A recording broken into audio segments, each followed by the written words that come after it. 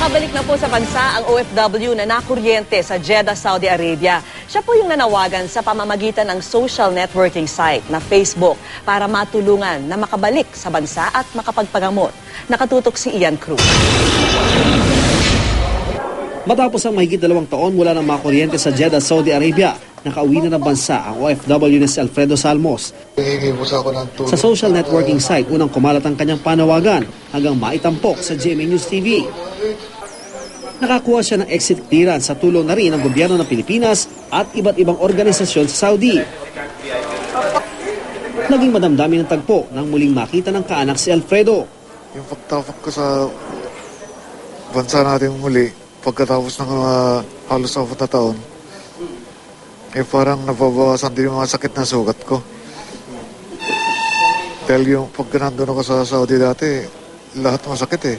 Salamat po ng marami talaga naman. Ay, ganitong kuya namin, papiling na po namin, masaya na po. Agad nakipagkita kay Vice President Jojo Marbinay si Salmos upang magpasalamat. Tiniyak naman ng pamahalaan na mabibigyan ng tulong si Salmos.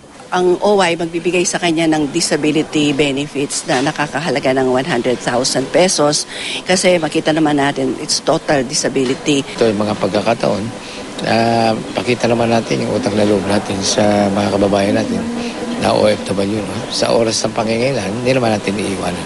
Hirap sa kanyang kalagayan ang 52 anyos na Novo-Ecihanong OFW na komatos pa ng mahigit 1 buwan matapos makuryente at itinaguyod lamang ng kapwa OFWs. Kaya naman hiling niyang mapagamot siya. Humingi po ako ng tulong kay Vice Presidente na tulungan ako ma-opera leg ko. Nung unang-una pa. Kasi nahirapan ako kasi wala rin akong kakayanan ipa-opera na to dahil sabi nila mahal daw. Bukas yung medical consultations, evaluate siya nung isa sa mga doktor ng PGH sa plastic surgery unit. I-assess kung paano ang priority itong sa leeg. Ian Cruz, Nakatutok, 24 Oras.